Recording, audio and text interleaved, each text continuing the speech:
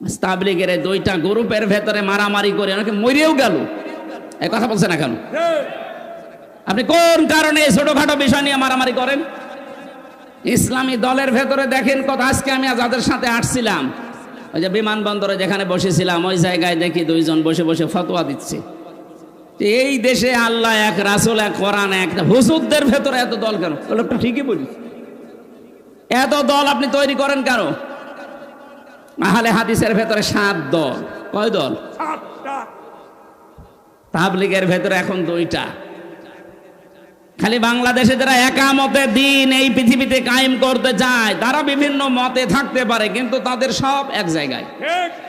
আপনি একটু মিলান দেখেন, সারা বাংলাদেশের সব জায়গায় জামাত ইসলামী বাংলাদেশের কোনো দল নেই, সব এক দল। আমরা তো এইটা চাই। এই জন্য যে দলে মতে আছেন আপনারটা আপনার কাছে রাখেন। এদেশে দিন কায়েম করা ফরজ, এইটার এখন সময় আসতেছে। আমার যতটুকু বাস্তবতা দেখা, এদেশে যদি টুপি মাথায় আমরা যারা দেই, এই মানুষগুলো এক হয়ে যেতে পারি, কিয়ামতের আগে এই চেয়ারে কোনো সালেম আর বসতে পারবেন ইনশাআল্লাহ। আজ ওপরে ফিটফাট অনেকে দেখাচ্ছে মানুষকে, কিন্তু ভেতরে ওই ইহুদি খ্রিস্টানদের দোসর। এক কথা বলেন না কেন? এই যে ফরিদউদ্দিন মাসুদ নামে যে লোকটা, ওপরে কিন্তু ফিটফাট ছিল, চেহারা সরাত সব কিছু দেখতে ভালোই লাগছিল, ভেতরে দেখতাম ইহুদি আর খ্রিস্টানদের দালাল। ওর কাছে কোনো কথা নেই, শুধু একামতে দিন যারা পালন করে তারা ওর শত্রু। কারণ এগুলো নিজে বলতো না, ওকে দিয়ে বলানো হতো। আর আসতে বলেন, উম্মতের এই মহা দুর্যোগের সময় চলছে এখন। যারাই ওকে ফাটল ধরাতে চাইবে, মুসলমানদের ভেতরে দল পার্থক্য, মত পার্থক্য করে করে যারা ছোটখাটো বিষয়ে বিভেদ তৈরি করবে, যে ওর আকীদা ঠিক নেই।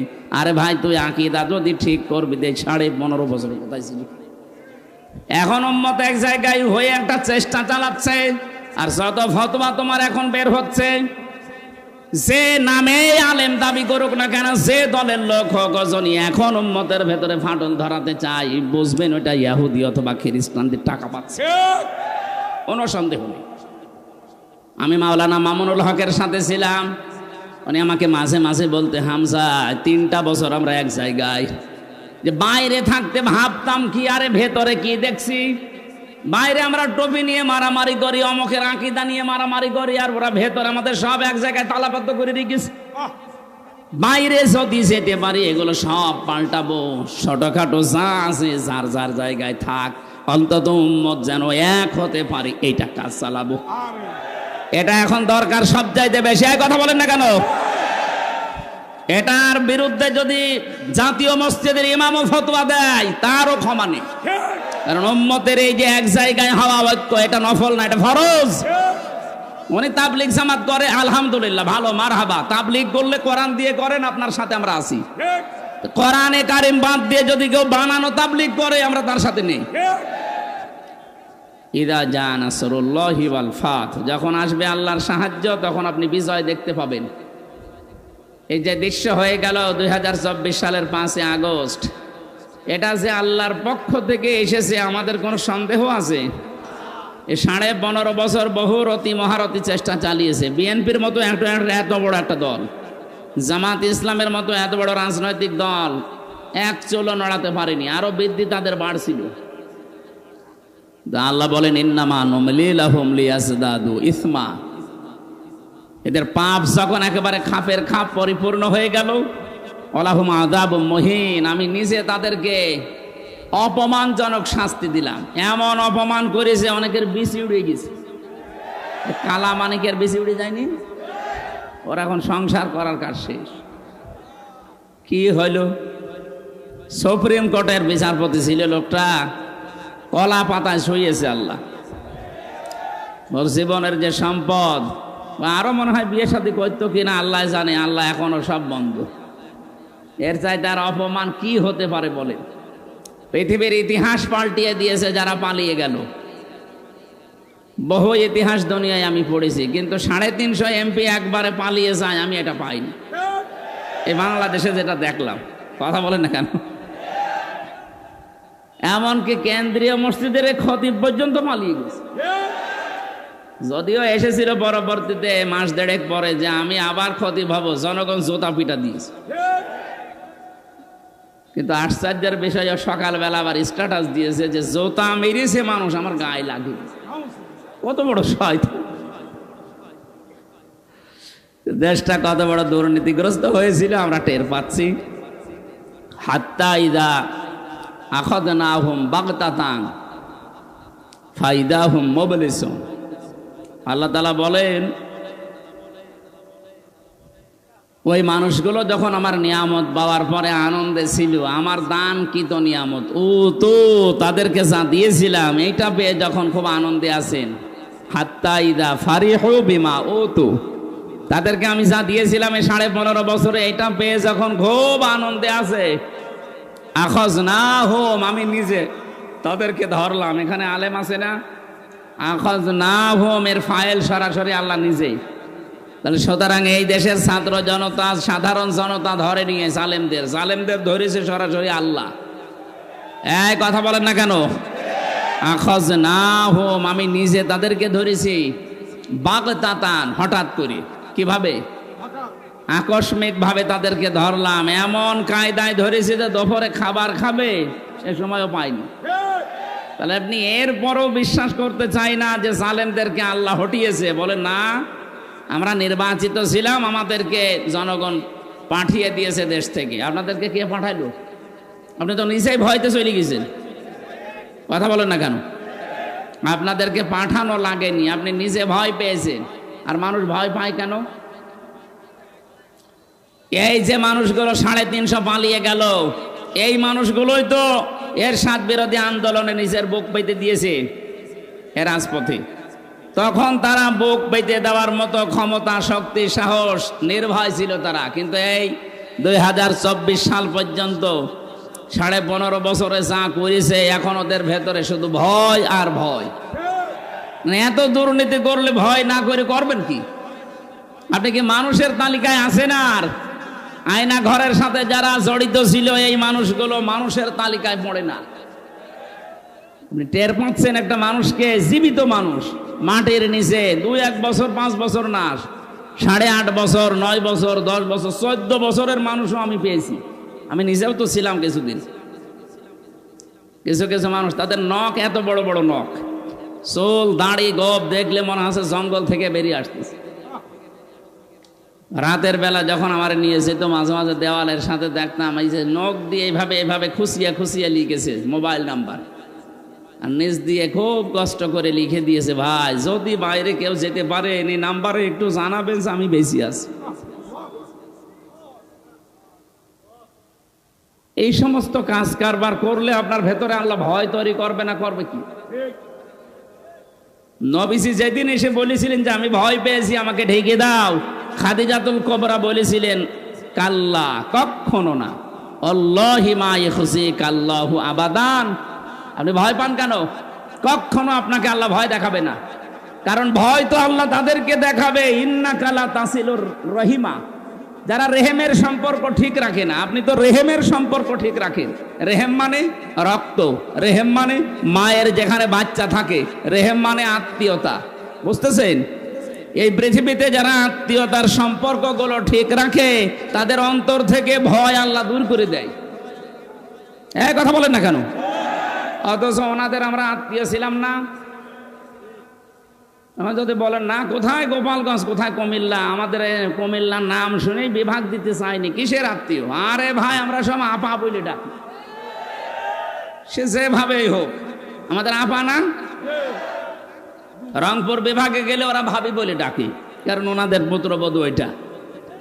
আমাদের এখানে তো আর বিয়ে হয়নি, বা আমার বাড়িও এখানে নাই, এই জন্য আমরা কি বলি? আমাদের বাবার মেয়ে ববু। তো এই হিসাবে তো অন্তত একটা আত্মীয় হয়ে গেল। এই কথা বলছেন? এই আত্মীয়তার সাথে আপনি কি করলেন বলেন? একটা বিভাগ দেবেন কুমিল্লা নামে, তাও দিলেন না। বলে না, ওখানে মোশতাকের বাড়ি, মোশতাকের বাড়ি এখানে, আর আল্লাহর ওলি আর কেউ নেই এখানে। বাহারের বাড়ি কোথায়? তো কে এখানে? কি আর কেউ নেই? এই যে কামাল, কোথায় বাড়ি? কুমিল্লা। আরো এই যে 80 বছর বয়সে বিয়ে করে 3টা সন্তান হইল, কোথায় বাড়ি? কি জোর গো আপনাদের! বিশাল জিনিস আপনারা। আমরা তো মনে করছিলাম লোকের মনে হয় আর বিয়ে শাদী হবে না, ও আল্লাহ বিয়ে দিতে দেরি, এ কুমিল্লা ভরে ফেলছিল, দেখ আল্লাহ বাঁচিয়েছে, এখন আর মনে হয় হবে না, এখন তো পালিয়েছে, হবে কি করে? আপনি এই আত্মীয়তার সম্পর্ক আপনাদের সাথে সারা দেশের আছে, এই সম্পর্কগুলো আপনি নষ্ট করে ফেললেন। কিভাবে নষ্ট করেছেন আপনি এখন মিলান। কত মানুষ আমার সাথে যারা রিমান্ডে ছিল, বহু মানুষ আমি কুমিল্লার পেয়েছি, এ নোয়াখালী পেয়েছি। জিজ্ঞাসা করতাম রাতের বেলা, কারারক্ষী যখন একটু বাইরে যেত বলতাম ভাই বাড়ি কোথায়? বলে কুমিল্লা। কোথায় বাড়ি? ওই যে লাকসামে। কোথায় বাড়ি? 14 গ্রামে। সারা দেশের এই আত্মীয় স্বজনের ওপরে আপনি সম্পর্ক তো ত্যাগ করেছেন, নষ্ট করে আপনি পালিয়েও চলে গেলেন না বলে। তা আপনাকে আল্লাহ ভয় দেখাবে না? দেখাবে কি? নবীজির স্ত্রী হযরতে খাদিজাতুল কুবরা বলেছিলেন, হে আমার স্বামী, আপনি ভয় পাবেন না, কখনো ভয় নেই আপনার। কাল্লা, কখনো আপনার ভয় পাওয়া ঠিক না, কারণ আপনি তো মানুষের সম্পর্ক ঠিক রাখেন। দুনিয়ায় আপনি সম্পর্কগুলো নষ্ট করে ফেলেছেন, ঠিক রাখেননি। আপনার সম্পর্ক ছিল অন্য জাতির সাথে। যাদের সাথে সম্পর্ক করা নিষিদ্ধ তারা আপনার আত্মীয়, আর আমরা আপনার শত্রু হয়ে দাঁড়িয়েছি। কত আলেম, আমার 2700-র উপরে আলেম দেখেছি জেলখানায় বসতেছে। এগুলোর সাথে আত্মীয়তা না করে, সম্পর্ক ঠিক না রেখে এমন করলেন, এখন সারা দুনিয়া আপনার শত্রু। আমি মদিনা থেকে যাচ্ছিলাম, এই যে রমজানে মদিনা থেকে যাচ্ছিলাম আবু জাহেলের ওই খবর দেখার জন্য। বদরে যে ড্রাইভার নিয়েছি, মদিনার স্থানীয় ড্রাইভার, আমি প্রথমে ভাড়া মিঠালাম যে কত টাকা নেবেন। আমারে বলছে ইয়া হাজিউল হজ্জাত আইনা বিলা দুকা। কোথায় বাড়ি? যে তুমি বাংলাদেশ। বলছে হারামি। হারামি মানে? আপনাকে বলি না, আপনার দেশে যে দায়িত্বে আছে ওটা একটা হারাম। ও ঠিক আছে, আপনি আরো গালি দেন, কিন্তু আমারে আপনি হারামি বলবেন না। আপনি ওই দেশে বাস করেন, এই জন্য আপনাকে দিয়ে আমি ওনারে বলবো। অথচ লোকটা জীবনে ওরা কোনোদিন চোখেও দেখিনি। ওই মোবাইলে, ইন্টারনেটে, হোয়াটসঅ্যাপে, এই সমস্ত জায়গায়, ইউটিউবে দেখে যে কাজ কারবারগুলো, আয়না ঘরের নাম যখন শোনে তখন বলছো হারামি। হারামি মানে বাংলায় কি? না, ওটা বলার দরকার নেই ভাই, দিনকাল ভালো এখনো হয়নি, আর একটু ভালো হোক। জামানে বোঝাতে চেয়েছে, বুঝলেই হবে। সারা পৃথিবীতে সেই কয়েকজন মানুষের নাম শুনলে এই মানবতা ঘৃণা করে, তার ভেতরে ওনার নাম একটা আছে। 1 নম্বরে নাম পেয়েছে আমি হিটলারের। কার? 2 নম্বরে চেঙ্গিস খান। কি সুন্দর সুন্দর নাম না? বলছে জি। না না, চেঙ্গিস খান একটা নাম হইল, হিটলার নাম শুনেই বোঝা যাচ্ছে মানুষ এখন কিছু করলেই বলে বড় হিটলার তো। এরপরে উনি যার কাছে গিয়ে আশ্রয় নিয়েছে ওনার নামও আছে। ওই যে আজ পালিয়ে গেল ওনার নাম আছে। আরো 2 জনের নাম আমি পড়েছি ইতিহাসে, এগুলো দেখতে পাচ্ছি সারা পৃথিবীতে এই 6 জন মানুষ ঘৃণার তালিকায় আছে। আল্লাহ এমনি এগুলো তৈরি করে না, মানুষের জুলুম যখন একেবারে পরিপূর্ণ হয়ে যায় সৃষ্টি জগতের ভেতরে, তার প্রতি আল্লাহ একটা ঘৃণা তৈরি করে দেয়। আমরা কি ওই রকম সামনে কিছু করব? অনেকে এগুলো করার জন্য বুক বেঁধে আছে যে আগে চেয়ারে বসে দেখেন কি করি। যদি এগুলো আবার রিপিট করেন কেউ, তাকেও আল্লাহ পৃথিবীর বাসীর সামনে ঘৃণিত বানিয়ে দেবে। কথা বলেন ঠিক কিনা? আল্লাহ বলেন বাগতাতান, আমি ধরেছি তাদেরকে আকস্মিক ভাবে, ফাইদাহুম মুবলিসুন, তারা হতাশ হয়ে গেছে। আমার তো মনে হচ্ছে 1500 বছর আগে আয়াত নাজিল হওয়া না, এই 2024 সালের 5 আগস্টে 1:30টার সময় আয়াতটা নাজিল হয়েছে। হাত্তা ইদা ফারিহু বিমা উতু, যখন তাদের দানকৃত বস্তু পেয়ে তারা আনন্দে আত্মহারা হয়ে আছে, আখাযনাহুম বাগতাতান, হঠাৎ আমি তাদেরকে ধরলাম, ফাইদাহুম মুবলিসুন, এই মানুষগুলো হতাশ হয়ে গেল। এদের চেহারার ভেতরে এখন হতাশার ছাপ আছে না নেই? এদেশে মানবতার ফেরিওয়ালা নাম নিয়ে দালালি করতো, যেটা এই যে সুমন, এটা বাটপার। ওরে যে ব্যারিস্টার সার্টিফিকেট দিয়েছে তারা আর এক বাটপার। ওর মতো মানুষকে আপনি ব্যারিস্টার সার্টিফিকেট দিলেন কি করে? ওর বিবেকই তো কাজে লাগে না। মানবতার ফেরিওয়ালা এই দেশে যদি কাউকে বলতে হয় তাহলে ডাক্তার শফিকুর রহমানকে বলা যায়। জেল থেকে বের হওয়ার পরে মানবতার ফেরিওয়ালা বাড়িতে গিয়ে নিজের বউ ছেলে মেয়ের কাছে না গিয়েছে, সরাসরি মানবতা কোথায় বিপন্ন সেখানে। আপনি যার জীবনের সাথে কাজের মিল আছে তাকে তো নাম দিতে পারেন। আর শয়তান নিজে নিজে শুধু তুলতো, নিজে নিজে খাম্বা একটা ফেলা আছে, নিজে নিজে করত। ছাগল একটা হেঁটে যাচ্ছে, ছাগলের সাথে এই দেখো ছাগল, ছাগলের মালিক কেন ছেড়ে দিল? যারা আগা মাথা নেই। এজন্য আমাদের উচিত হচ্ছে জুলুমের এই যে দৃশ্যগুলো আমরা দেখলাম, আমরা যেন সাবধান হই। আমরা যদি সচেতন এখনো না হই আবার ওদের মতো আরম্ভ করি, আল্লাহ রাব্বুল আলামিন আমাদেরকেও এরকম বিপদে ফেলতে বেশি সময় নেবেন না। আল্লাহর কি বেশি সময় লাগে?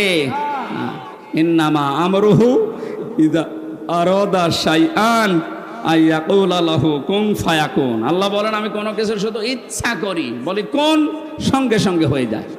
এই বিশ্বাস যার ভেতরে যত বেশি অটল থাকবে, যত বেশি বদ্ধমূল হবে, ওর জীবনের সব ভয় আল্লাহ দূর করে দেবে।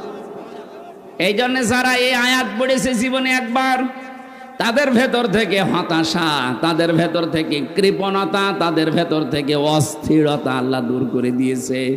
কোন আয়াত? যেটা আমরা পড়লাম। আল্লাহ রাব্বুল আলামিন বলেন, ক্বালে ইন্না সলাতি ওয়া নুসুকি ওয়া মাহইয়ায়া ওয়া মামাতি লিল্লাহি রাব্বিল আলামিন। সূরা আনআমের 162 নম্বর আয়াত। যদিও ইব্রাহিম আলাইহিস সালামকে দিয়ে আল্লাহ এটা বলাচ্ছেন, তিনি যেহেতু আমাদের আসল জাতির পিতা, নকলটা না, আসল জাতির পিতা, আমাদের আল্লাহর ঘোষণা দেওয়া যিনি, তিনি ইব্রাহিম আলাইহিস সালাম। কথা বলেন ঠিক কিনা? এ বিশ্বাসটা নষ্ট করবেন না। এই 15.5 বছরে এটা যেন নষ্ট হয়ে যায়, এই জন্য নতুন করে একজনকে চাপিয়ে দেওয়ার চেষ্টা ছিল। জাতি মানে নাই, 1:30টায় পালিয়েছে, বিকাল 5টা বাজতে বাজতে জাতির পিতা একটাও দেশে ছিল না। নাক চোখ মুখ যা সেখানে ছিল সব উল্টাপাল্টা করে দিয়েছে। আল্লাহর ঘোষণা দেওয়া সেইটা, তার পরের দিন দেখবেন মোড়ে মোড়ে জাতির পিতা সড়ক লেখা হয়ে গেছে। কারণ এ দেশে কিছু না থাক, 96% মুসলমানের নামাজ না থাকতে পারে, রোজা রাখতে না পারে, আল্লাহ একজন আছে, এ বিশ্বাস অন্তত আছে আমাদের। এ বিশ্বাস নেই শুধু মুসলমানের না, প্রত্যেক ধর্মে যারা আছে তাদের ধর্মীয় বিশ্বাস এইটা আছে, উপরওয়ালা একজন আছে। হয়তো সরাসরি তারা আল্লাহ বলে ডাকে না, কিন্তু বিপদে পড়ে দেখেন ওই মানুষগুলোর ভেতর থেকে আল্লাহ এ শব্দ বের হয়। আমি বরিশালে যখন পড়তাম ওই সময় ব্রিজ ছিল না, নৌকায় করে যাচ্ছি, কিছুদিন যাওয়ার পরে নৌকা টলছে ঝড়ে। আমরা যারা মুসলিম বলছি লা ইলাহা ইল্লা আনতা সুবহানাকা ইন্নী কুনতু মিনাজ জালিমিন, লা ইলাহা ইল্লাল্লাহ। এক হিন্দু দাদা আর দাদি আমার সামনে বসে বলছে লা ইলাহা ইল্লাল্লাহ। কি গো, চেহারা দেখে মনে হচ্ছে অন্য ধর্মের। আপনি মুসলমান হয়েছেন কবে? হইনি। কালেমা পড়লেন কি করে? যে ঝড় উঠেছে এ ঝড়ে কালী দুর্গার কাজ না, আল্লাহ লাগবে। পৃথিবীর প্রত্যেকের ভেতরে এই বিশ্বাস আছে যে কঠিন ঝড়ে কালী দুর্গা দিয়ে হবে না, কারে লাগবে? আল্লাহ। এই জন্য ষড়যন্ত্র যা হয়েছে, যা হবে, তারা যেন একথা বিশ্বাস করে কিয়ামতের আগে এই দেশে নাস্তিক্যবাদ প্রতিষ্ঠিত করা যাবে না। অনেক আজ মানবতার নাম নিয়ে এই সাদা চামড়া যারা, তাদের কাছ থেকে শিক্ষা দীক্ষা নিয়ে এদেশে সমকামিতা প্রমোট করছে, সমকামিতার অফিস খুলতে চায় মানবতার নাম নিয়ে ঢাকাতে। আমি ঘোষণা দিতে চাই এখান থেকে এই দেশের 18 কোটি মুসলমানকে নিয়ে যদি এটা খোলার চেষ্টা করা হয়, আল্লাহর নিষিদ্ধ কাজ। পুরুষে পুরুষে বিয়ে করবে, নারীতে নারীতে বিয়ে করবে, এটা আল্লাহর নিষিদ্ধ কাজ না। আল্লাহর সিস্টেমই আল্লাহ আপনি পাল্টিয়ে ফেলতে চান। এদেশে একটা মানুষ মুসলমান বেঁচে থাকতে এদের এই কাজ আমরা সফল হতে দিতে পারি না। এই বলেন না কেন? কারণ আমরা যেই দিন পড়েছি যে ইন্না সলাতি, আমার নামাজ, ও নুসুকি, আমার কোরবানি। এখানে কোরবানির 3টা অর্থ হয় নুসুকের। 1 নম্বরে নুসুক মানে রক্ত প্রবাহিত করা, 2 নম্বরে নুসুক মানে হজের কাজকর্ম, 3 নম্বরে নুসুক মানে জীবনের ইবাদত বন্দেগী। তাহলে আমরা যারা এই আয়াত পড়েছি জীবনে, ক্বালে ইন্না সলাতি ওয়া নুসুকি অবশ্যই আমার নামাজ, আমার কোরবানি, আমার যে ইবাদত বন্দেগী সব আমি আল্লাহকে দিয়েছি। অমাহইয়া, শুধু এগুলো না, আমার জীবনও আমি দিয়ে দিয়েছি। এই জন্য যারা এই আয়াত পড়েছে তাদেরকে জেল জুলুম জরিমানা ফাঁসি না, দুনিয়া থেকে বিদায় করে দিলেও তারা থোড়াই কি আর কিছু মনে করে না। 1 তারিখে নিষিদ্ধ করেছিলেন, তারা কিছুই মনে করেনি, কারণ তারা জানে এই পৃথিবীর মালিক যিনি, আমরা তার ইবাদত করি। ওনাদেরকে আপনি নিষিদ্ধ করেছিলেন ওনাদের নিজেদের দোষে না, করেছিলেন আল্লাহর একটা একাত্মবাদের পরিচয় তারা দিত। তারা বলতো জনগণ ক্ষমতার উৎস নয়, ক্ষমতার উৎস আল্লাহ। আরো জোরে বলেন। কুমিল্লাবাসী দলমত হয়তো আপনার আলাদা থাকতে পারে, কিন্তু আমি জানি এই কুমিল্লা নোয়াখালী এই 2টা জেলা ইসলামের দিকে ঝোঁক বেশি। আহ্বান জানাতে চাই মুসলমান ভাইরা, যারা এই বিশ্বাসে আছেন ক্ষমতার উৎস জনগণ, আমাদেরকে এরা ক্ষমতায় বসাবে, আপনি মুশরিক। কি আপনি জিজ্ঞাসা করেন হুজুরদেরকে? এই জন্য আপনার দল মত আলাদা থাকতে পারে, কিন্তু এই বিশ্বাস যেখানে আছে এক্ষুনি আপনি পরিবর্তন হন, না তো এখন মরে গেলে আপনার নামাজ রোজা সব মাঠে মারা যাবে। আপনি মারা যাওয়ার সময় মুশরিক হয়ে মরবেন। আমরা এটা চাই? আরো জোরে বলেন। এক্ষণে বিশ্বাস পাল্টাবেন। যদি এইরকম কোন বিশ্বাসে কেউ থাকে, আপনাকে বাধ্য করে দরকার হয় দল ছেড়ে দেবেন, তাও ক্ষমতার উৎস জনগণ না, ক্ষমতার উৎস কে? আল্লাহ। এই ছোট্ট একটা শিরিকের কারণে আপনি জাহান্নামী হয়ে যাচ্ছেন। কারণ যাদের আমল নামার ভেতরে, কাজকর্মের ভেতরে, বিশ্বাসের ভেতরে শিরিক পাওয়া যাবে, আল্লাহ নিজে জানিয়েছেন অকদিমনা ইলা মা আমিলু মিন আমালিন ফাজআলনাহু হাবাআম মানসুরা। যার আমল নামার ভেতরে যদি শিরিকের কোনো গন্ধ পায়, ওটা ওর মুখের উপরে নিক্ষেপ করা হবে। বলেন নাউজুবিল্লাহ। এই আয়াত অনুযায়ী বাংলাদেশে 96% মুসলমান আমরা, অনেকে এই শিরিকে আছি। আবার বলেন তো ক্ষমতার উৎস কে? আল্লাহ। এই বিশ্বাসকে পরিবর্তন কেউ করতে পারবে আমাদের? না। এই জন্য আমার জীবন আমি দিয়েই দিয়েছি। যেই দিন আমি পড়েছি অমাহইয়া ও মামাতি, শুধু জীবন না, আমার মরণও আমি দিয়ে দিলাম। প্রশ্ন আসতে পারে, মরণ দিয়ে আপনি কি করবেন? মানুষের যেহেতু সর্বশেষ ভয় দেখানোর জায়গায় মরণ, এই তোরা কিন্তু মেরে ফেলবো, এটা বলে না? আল্লাহ বলেন তুই বল যে আমার মরণও আল্লাহর জন্য। যে মানুষগুলো এরকম বিশ্বাস নিয়ে জীবনকে পরিষ্কার পরিচ্ছন্ন করে মরণ পর্যন্ত যেতে পারবে, কি হবে তাদের ভাগ্যে জানো? আল্লাযীনা তাতাওয়াফাহুমুল মালাইকাতু আল্লাযীনা তাতাওয়াফাহুমুল মালাইকাতু তাইয়্যিবিনা ইয়াকুলুনা সালামুন আলাইকুম উদখুলুল জান্নাতা বিমা কুনতুম তা'মালুন।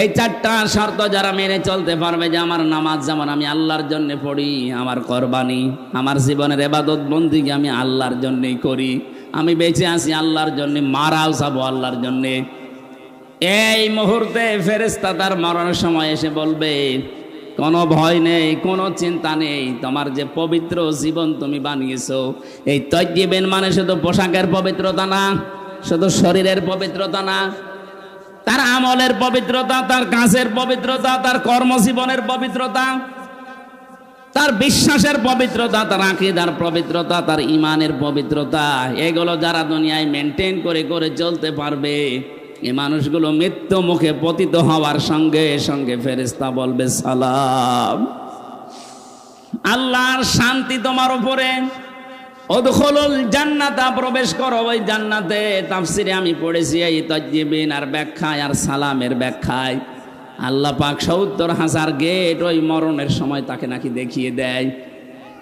এই জন্য মুমিন যারা জীবন পবিত্র করে যেতে পারে, এদের দেখবেন মারা যাওয়ার পর চেহারার ভেতরে একটা কি যেন ফুটে ওঠে। উদখুলুল জান্নাহ বলবে প্রবেশ করো ওই জান্নাতে, বিমা কুনতুম তা'মালুন, তোমরা যে কাজ কারবার করতে, কাজগুলো আমার আল্লাহ জানতেন, তোমাদের মনের খবর আল্লাহ জানে, এই জন্য আল্লাহ এই জায়গায় তোমাদেরকে পৌঁছিয়ে দিয়েছেন। আজ ওপরে ফিটফাট অনেকে দেখাচ্ছে মানুষকে, কিন্তু ভেতরে ওই ইহুদি খ্রিস্টানদের দোসর। এক কথা বলেন না কেন? এই যে ফরিদউদ্দিন মাসুদ নামে যে লোকটা, ওপরে কিন্তু ফিটফাট ছিল, চেহারা সরাত সব কিছু দেখতে ভালোই লাগছিল, ভেতরে দেখতাম ইহুদি আর খ্রিস্টানদের দালাল। ওর কাছে কোনো কথা নেই, শুধু একামতের দিন যারা পালন করে তারা ওর শত্রু। কারণ এগুলো নিজে বলতো না, ওকে দিয়ে বলানো হতো। আর আসতে বলেন, উম্মতের এই মহা দুর্যোগের সময় চলছে এখন। যারাই ওকে ফাটল ধরাতে চাইবে, মুসলমানদের ভেতরে দল পার্থক্য, মত পার্থক্য করে করে যারা ছোটখাটো বিষয়ে বিভেদ তৈরি করবে যে ওর আকীদা ঠিক নেই। আরে ভাই, তুই আকীদা যদি ঠিক করবি, 15.5 বছর কোথায় ছিল? এখন উম্মত এক জায়গায় হয়ে একটা চেষ্টা চালাচ্ছে। আর যত ফতোয়া তোমার এখন বের হচ্ছে, যে নামে আলেম দাবি করুক না কেন, যে দলের লোক হোক, এখন উম্মতের ভেতরে ফাটল ধরাতে চাই, বুঝবেন ওটা ইহুদি অথবা খ্রিস্টানদের টাকা পাচ্ছে, কোনো সন্দেহ নেই। আমি মাওলানা মামুনুল হকের সাথে ছিলাম, উনি আমাকে মাঝে মাঝে বলতে, হামজা 3টা বছর আমরা এক জায়গায়, যে বাইরে থাকতে ভাবতাম কি, আরে ভেতরে কি দেখছি। বাইরে আমরা টুপি নিয়ে মারামারি করি, অমকের আকীদা নিয়ে মারামারি করি, আর ওরা ভেতরে আমাদের সব এক জায়গায় তালাবদ্ধ করে রেখেছে। বাইরে যদি যেতে পারি এগুলো সব পাল্টাবো, ছোটখাটো যা আছে যার যার জায়গায় থাক, অন্তত উম্মত যেন এক হতে পারি, এইটা কাজ চালাবো। এটা এখন দরকার সব চাইতে বেশি। এক কথা বলেন না কেন? এটার বিরুদ্ধে যদি জাতীয় মসজিদের ইমামও ফতোয়া দেয়, তারও ক্ষমা নেই। কারণ উম্মতের এই যে এক জায়গায় হওয়া ঐক্য, এটা নফল না, এটা ফরজ। উনি তাবলিগ জামাত করে, আলহামদুলিল্লাহ, ভালো, মারহাবা। তাবলিগ করলে কোরআন দিয়ে করেন, আপনার সাথে আমরা আছি। কোরআনে কারিম বাদ দিয়ে যদি কেউ বানানো তাবলিগ করে, আমরা তার সাথে নেই। তাবলিগের 2টা গ্রুপের ভেতরে মারামারি করে অনেকে মরেও গেল। এই কথা বলছে না কেন? আপনি কোন কারণে ছোটখাটো বিষয় নিয়ে মারামারি করেন? ইসলামী দলের ভেতরে দেখেন কত। আজকে আমি যাদের সাথে আসছিলাম, ওই যে বিমানবন্দরে যেখানে বসেছিলাম, ওই জায়গায় দেখি 2 জন বসে বসে ফতোয়া দিচ্ছে। এই দেশে আল্লাহ এক, রাসূল এক, কোরআন এক, হুজুরদের ভেতরে এত দল কেন? লোকটা ঠিকই বলি, এত দল আপনি তৈরি করেন কেন? আহলে হাদিসের ভেতরে 7 দল। কয় দল? 7টা। তাবলিগের ভেতরে এখন 2টা। খালি বাংলাদেশে যারা একামতে দিন এই পৃথিবীতে কায়েম করতে চায়, তারা বিভিন্ন মতে থাকতে পারে, কিন্তু তাদের সব এক জায়গায়। আপনি একটু মিলান দেখেন, সারা বাংলাদেশের সব জায়গায় জামাত ইসলামী বাংলাদেশের কোনো দল নেই, সব এক দল। আমরা তো এইটা চাই। এখানে যে দলে মতে আছেন, আপনারটা আপনার কাছে রাখেন। এদেশে দিন কায়েম করা ফরজ, এইটার এখন সময় আসতেছে। আমার যতটুকু বাস্তবতা দেখা, এদেশে যদি টুপি মাথায় আমরা যারা দেই, এই মানুষগুলো এক হয়ে যেতে পারি, কিয়ামতের আগে এই চেয়ারে কোনো সালেম আর বসতে পারবে না ইনশাআল্লাহ। মামাতি লিল্লাহি রাব্বিল আলামিন, যেহেতু আমার মরণও আল্লাহকে দিয়ে দিয়েছি, সুতরাং আমাদের আর কোনো ভয় নেই। এই আয়াতের এই 4টা হুকুম আমরা ইব্রাহিম নবীর মতো বেইনে দুনিয়া থেকে বিদায় নিতে চাই।